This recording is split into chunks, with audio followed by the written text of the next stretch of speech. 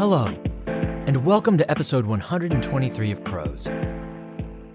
This week, our stories both follow a theme of honor and love. We will encounter an angel come to walk the earth, and experience an orchid turn into a killer. I don't have any major announcements this time around. However, I would like to encourage you all to head over to prosepodcast.com, since it is our one-stop shop for all things prose. From there, or from really anywhere, you can go follow the show on social media under @prosepodcast. If you are enjoying the show, please click that 5-star review button for Prose wherever you're listening. For easiest access to the show, you can and should, of course, subscribe using whatever podcast app is your favorite. You could also add to the show by checking out Prose's Patreon page at patreon.com/prosepodcast. And do consider supporting the show there. You'll get heaps of gratitude as well as some Prose swag.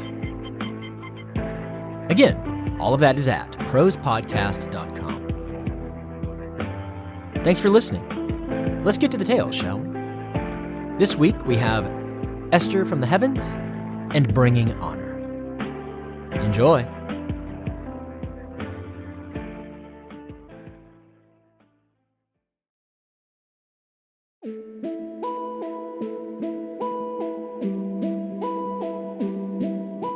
Esther from the Heavens, an original short story by Jared I. McGee.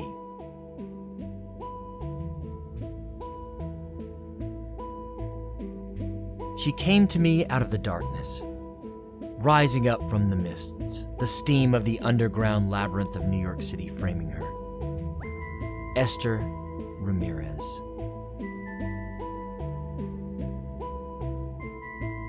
She startled my little dog and me.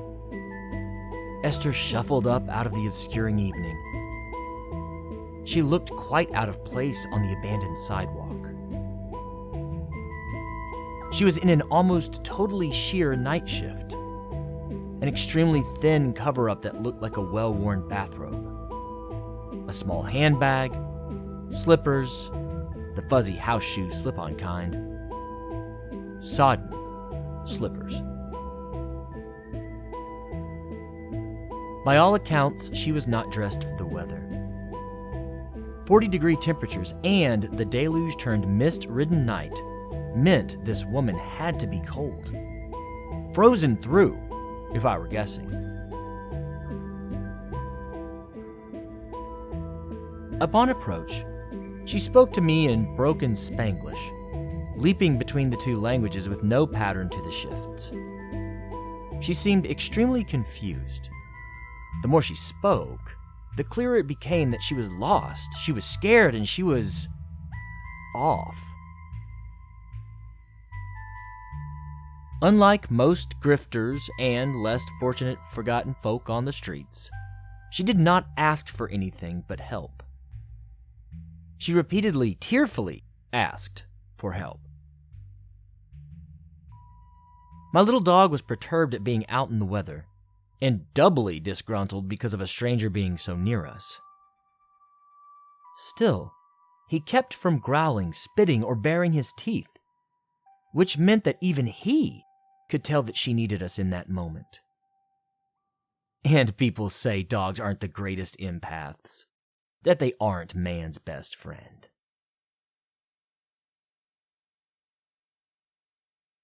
It took the better part of an hour to figure out that her name was Esther. She had come from church, and she couldn't remember how to get home to the south side of Brooklyn.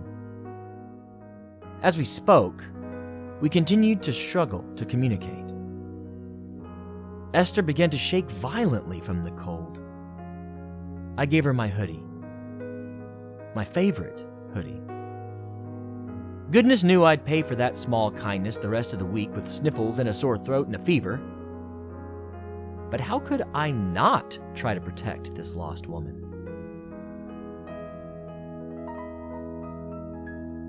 After an hour in full had gone by, I finally called 311.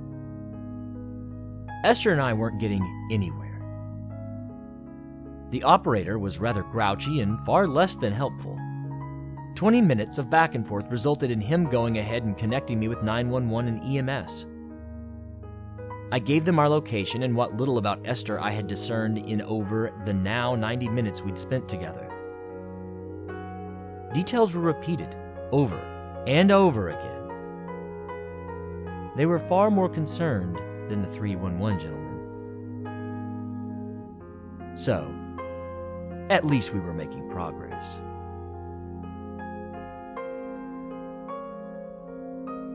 Esther had stopped shaking by the time I hung up with 911. That was yet another small victory. Apparently, the fear and the cold had receded at least marginally. Esther continued to thank me while repeatedly telling me about church, where she remembered being from, both back in Mexico and here in Brooklyn, and her many, many beautiful children. From the pictures she was showing me, I was guessing these were her grandchildren, though. We walked the block 2 or 3 more times, chatting like old friends, most of our conversing being the same repetitive stories. Again, and once more, and yet another time. Only 10 minutes passed, though, and the ambulance rolled up to us on the corner of Myrtle and DeKalb. The EMS workers hopped out with energy and purpose, and they immediately recognized Miss Esther Ramirez. According to them, this was a regular occurrence. Esther would want to go to church. Her family would not take her. She would leave on her own, attend the services at the Brooklyn Tabernacle, down on Smith Street, and then be unable to return back to her home on her own. One paramedic questioned me and my involvement. She was thorough, and even somewhat flirtatious. If I'd not been frozen to the core and thoroughly wet through my clothes, I might have been a bit more honored by it. Hell, I might have attempted to get the girl's number. But tonight, with my shivering and shaking and little dog whose patience was running a bit thin, it was not my night to be a Lothario. This was all about Esther.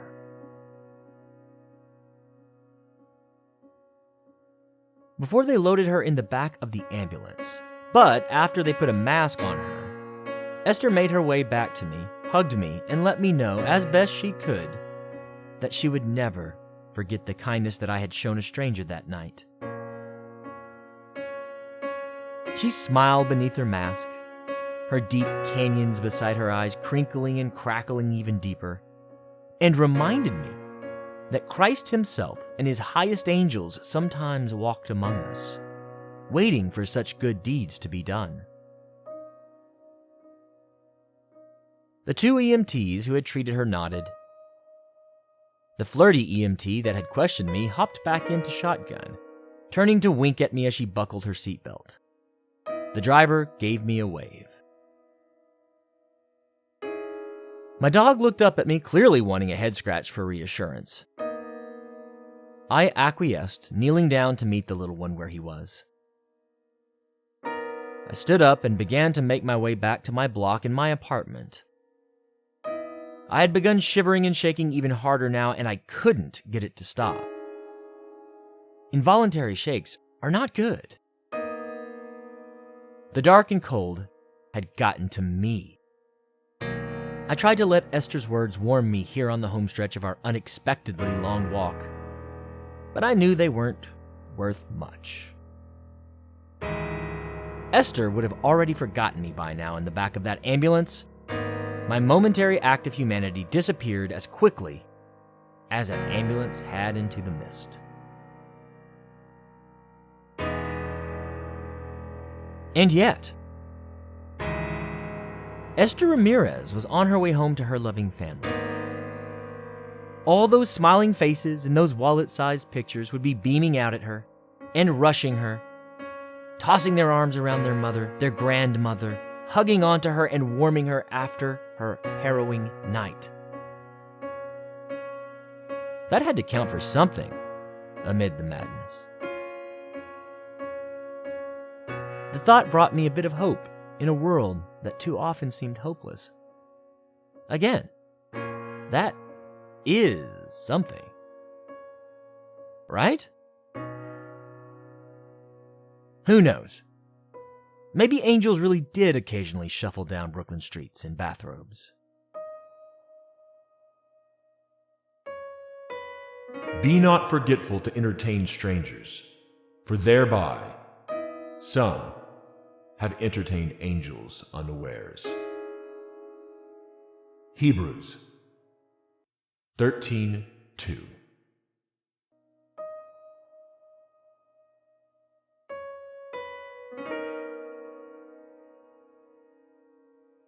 Thank you for listening to Esther from the Heavens, an original short story by me, Jared I. McGee. Please stick around for our next story this week, in which we meet a young woman who begins life as a loving daughter and becomes an avenging angel and killer.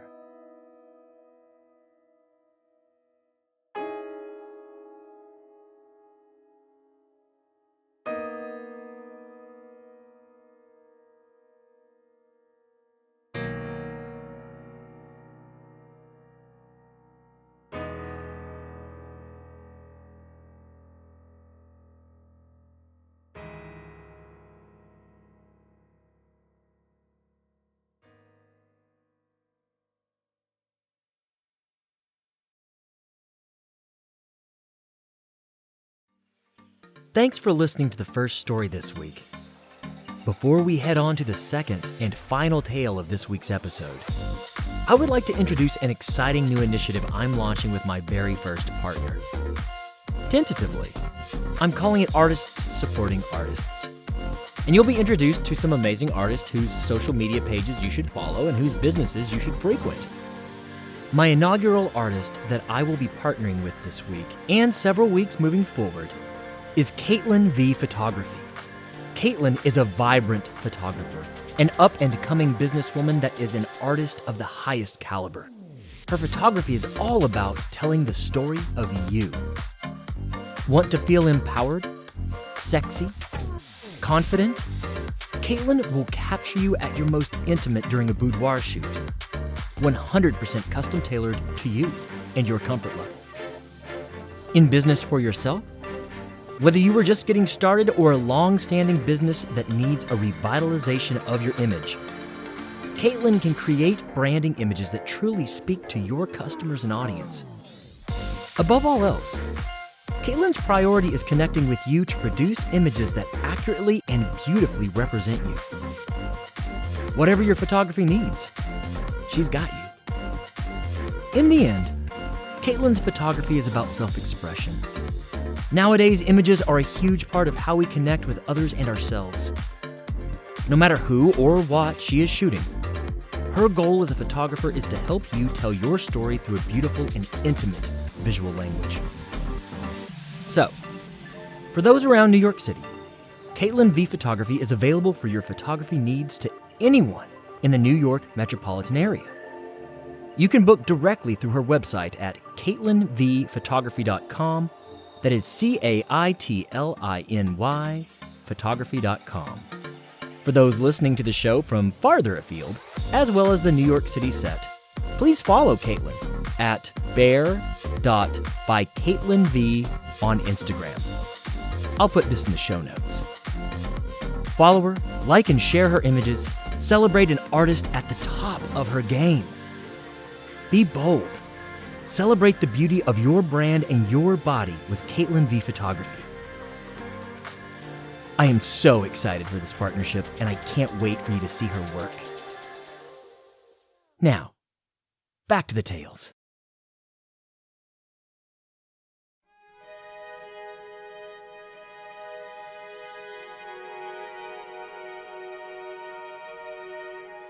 Bringing Honor, an original short story by Jared I. McGee.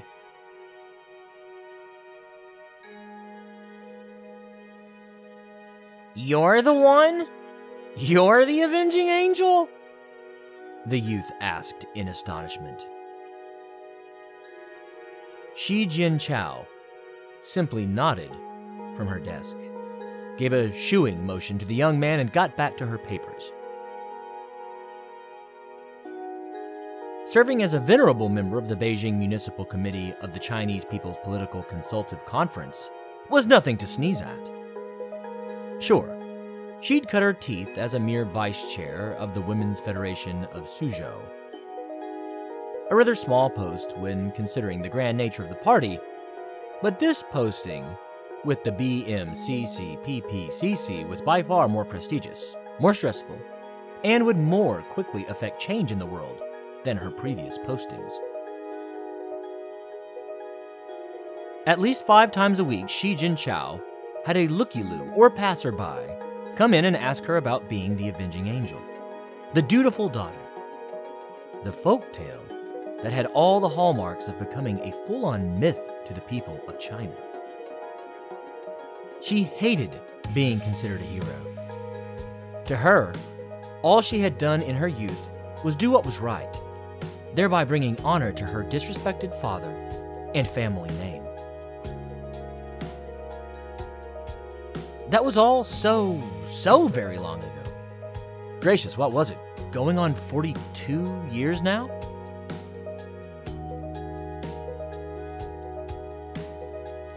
Back then, in the 1920s and 1930s, China looked rather different. There was no party, at least not the party that was directing China now. Back then, Japan was dominating China, and World War was not far off on the horizon. Back then, she was Shi Gulan, named for her father's favorite flower, the valley orchid, such a thing of beauty and a symbol of serenity. Such a divergence from what life would bring her family and her. Shi Gulan was so small. Her family and their life together had been so small. Farming and selling tofu was their entire existence. They embraced the traditional life.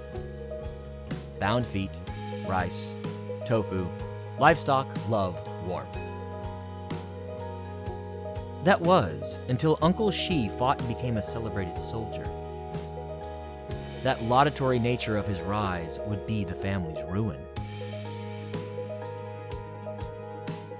Uncle Shi convinced her father, Shi Kongbin, to enlist in the military. Like her uncle, her father rose in the ranks rather quickly. He fought, he killed, he rose. By 1920, he was a true leader, the director of military affairs for all of Shandong province. Moreover, Zhang Zongchang, the famed dog meat general, and he became fast friends. Shi Kongbin serving the general and the Fengqian clique as a celebrated brigade commander. He fought more, he killed more, he rose more. With increased notoriety came increased scrutiny from China at large and increased trust and assignments that weighed heavily with danger and importance. Shi Jianchao, well, for now Shi Gulan, enjoyed the increased food and creature comforts that came with her father's rise in the ranks. She couldn't help but notice both her parents walking with straighter spines and chins cocked higher up, as if they could now meet the world with better surety. The improvements to life were many, but the ruin that Uncle Shi had set into motion would not be avoided. That fateful October in 1925 is when the Zhili changed her life. Changed all their lives. Her father was storming a Zhili stronghold in Guzhen. Despite his best efforts, he and his troops were completely surrounded and taken alive. The first of many dishonors to those brave men. The warlord in charge of the enemy forces, none other than Sun Chuanfang, was there in person. His tactical genius was celebrated across China by his comrades and feared across China by his enemies. Shi Gulan's father stood no chance. The captives were beaten publicly. They were mocked and derided and tortured, again publicly. But those humiliations would end after just the remainder of that day. The next morning, Sun Chuanfang decided to send a message to all of the Dogmeat General's troops and the Feng Chen clique at large. He decapitated Shi Kongbin, placing her father's head up high on a pole at the busy train station where the masses would see it and learn their lesson. To further sully her father's memory, Sun Chuanfang only held out for 2 more years. The Kuomintang caught him in the northern reaches and ended his campaign for power and hegemony. His defeat did not bring his death and justice, though. Sun was allowed to go free and even prosper. Another man bathed in blood, his fellow warlord general Jin Yunpeng, took their spoils of war and the power and fear afforded to them and founded the Tianjin Qingshu Lay Buddhist Society. Many thought that the move was for the 2 men to begin to atone for their sins. Shi Gulan knew it was nothing more than theater, a performative act to keep justice at bay, to keep justice from moving forward. At the time, she didn't know they'd formed the society. Had she known that, her life's journey would have been maybe different. 8 years from Sun's defeat, 10 years from her father's murder. That's how long it took Shi Gulan to track down that dog. The official record had it to the minute. Therefore, on that brisk November morning of 1935, the court holding said that it was 3 o'clock p.m. sharp, there on Nanma Road. She could still hear the sutras being chanted by the pious as she approached the Buddhist society. She came upon Sun Chuanfang as he knelt, leading those sutras. Maybe, for another, this would have stayed their hands. But for Shi Gulan, now about to become Shi Jinchao, it wasn't a problem.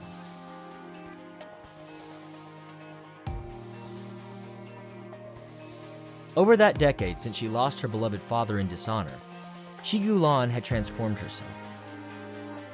The fixation on finding the butcher Sun had led her to transform from the valley orchid, from love and beauty and tranquility, to the raised sword, Shi Jinchao, an avenging assassin that would serve as the judge and executioner for that man that had shattered her entire existence. Shi Jinchao, then, not Shi Gulan, approached that kneeling man. The raised sword chose to take no chances. She used a browning and not a blade to deliver justice, shooting Sun Chuanfang in the back 3 times. She made sure he fell face forward. She made sure that he did not get up. She made sure no one came to his aid. She accomplished the last of these rather thoroughly.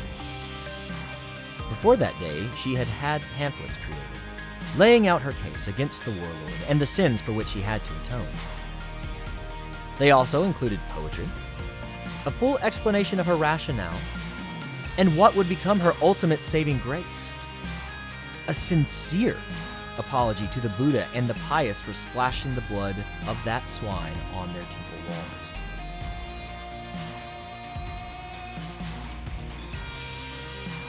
China was modernizing rapidly. Part of that modernization was the idea of court-based legal proceedings and justice. Though being somewhat new, Shi Jinchao navigated the processes with fervor and adroitness. A full year of leaping between courts and verdicts and juries and judges saw Shi Jinchao in front of the Supreme Court in Nanjing. The public continued to support her, cheer her. She became a living symbol of the filial piety that the entire nation could understand and thought to be the very foundation stone, the very bedrock of Chinese society. The government could see the writing on the wall. If they convicted Xi of this avenging, labeling it murder, there was a strong likelihood that they would see rebellion in the streets. So on a sunny, bright morning, almost 11 years to the day, the Supreme Court found that the assassination of Sun Quanfang was justified, in that it was an expected act of filial piety that simply could not have been avoided. Just as they'd thought. The people celebrated. They cheered her. Xi Jinping became a national hero overnight. She was the raised sword. She was the avenging angel. She was the dutiful daughter, bound by family honor. She was the living, breathing spirit of vengeance against the Japanese invaders that China would always push against.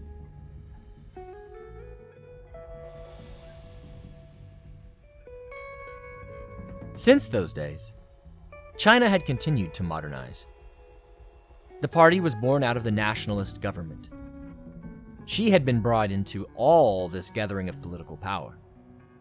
The new governments of China wanted to use the raised sword as propaganda on their behalf. More often than not, that propaganda was quite effective with the everyday people. Her feet still ached sometimes from those bindings of her childhood. Her heart still ached daily for the life she could have had her father not been killed. The old ways and the old China had died a much slower death than Xi Chongbin and Sun Quanfang. But it had died nevertheless. This new China was unrecognizable, and she didn't know how well she fit in. Xi Jinping, the avenging angel, the model of a daughter's love, the raised sword, often missed Xi Gulan, the valley orchid, the girl imbued with serenity and her father's hopes, dreams, and wishes. When that particular ache came, she would ruffle her papers a little bit too loudly, rearrange her desk to make sure it was cleared to the point that the party's inspectors would give her good marks for the day, and think on those 3 shots at 3 p.m. on the 13th of November back in 1935. From the moment Uncle Xi enlisted, those 3 shots were fated for Sun and for her. This creature she had become, this bureaucratic desk captain, was, then, fated too. Still, she could smell the wet of the rice fields and the slabs of tofu as her father loaded them for market. She could hear the clucking of the chickens and lowing of the cows out in the side yard. And the valley orchids would whisper in the breeze, their overwhelming yet delicate scent dancing on the winds, more sound and feeling than smell. She could still feel her father's unyielding arms as he held her up and out of the muck and the mire and danger's way there, so very, very long ago.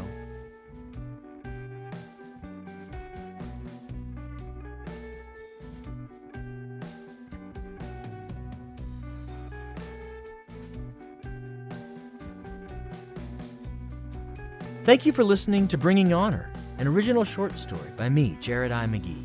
Firstly, my sincere apologies again for the botching of any names today. As you can tell, I don't know much Chinese, be it Mandarin or Cantonese, so apologies to Chinese listeners. All music you have heard this week comes from YouTube's free audio library, and all the tracks are being used under CC 01.0 Universal Public Domain Dedication licenses. That does it this week for Prose. I hope you enjoyed the show. We will be back again with a full episode in 2 weeks' time. That, friends, is February the 7th, just to put it on your calendars.